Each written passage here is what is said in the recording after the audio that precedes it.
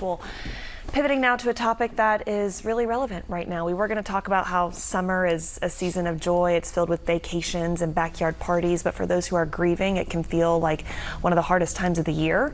And especially now, even hearing what's happened this morning. This next guest is really here to hopefully bring some words of inspiration. Theresa Bruno knows this journey of loss and grief firsthand, and she is here to share, hopefully, again, even just an ounce of encouragement for us this morning. Theresa, thank you again so much. You are a dear friend, seemingly only in the few times that we've met, but I feel so close to you, and you've written a phenomenal book. As a recap, again, our utmost condolences. We know that pain never truly goes away. Your husband took his own life several years ago.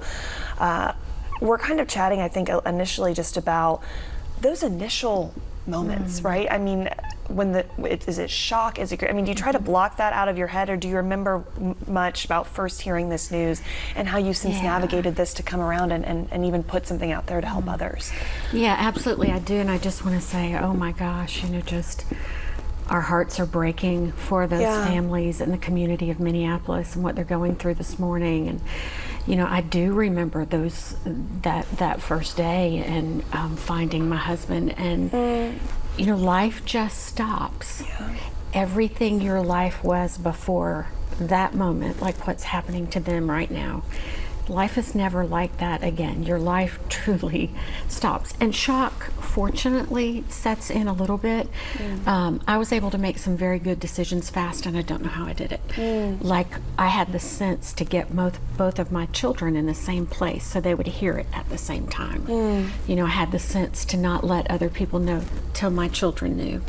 But one of the things I would really encourage for the community of Minneapolis and these families is, it is so important to have people around you when you're going through tragedy and grief. It is so important to have people who will just make sure you get fed, or just sit with you as you grieve, or do the next thing that you have to do. If it's with your parents or your other children. I mean, these families are wrecked right now.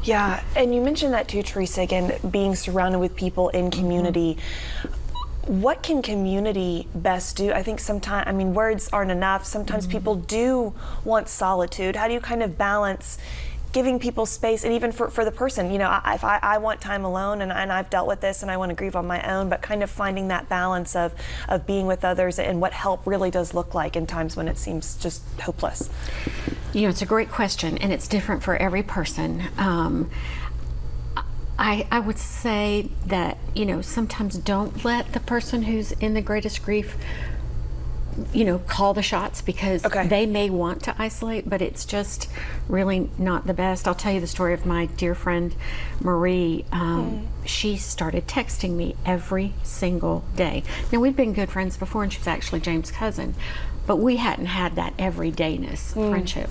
I can tell you, 5.5 years later, she hasn't missed a day of texting me. Oh my word. And there were days I got mad at her. I was like, I don't want to tell you how I am because I'm terrible. And I'm hurting and I'm in pain, and I just, don't text me.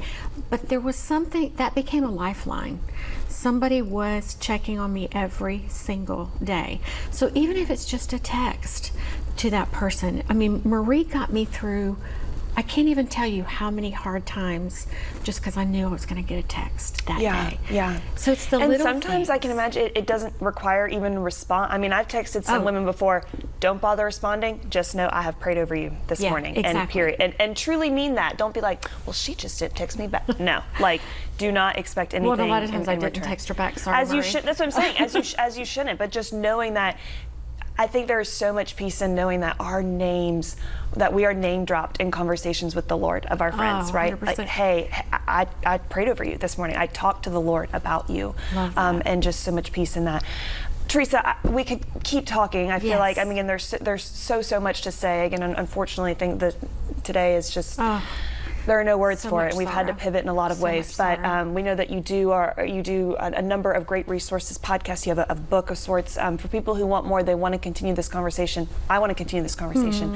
Where can we just stay connected and just find more, again, great resources about what you've been Yeah. through and how to help others? Absolutely. Book, He's Not Coming Back. I have a podcast called the Soul Talks podcast. Drops a new podcast every Wednesday.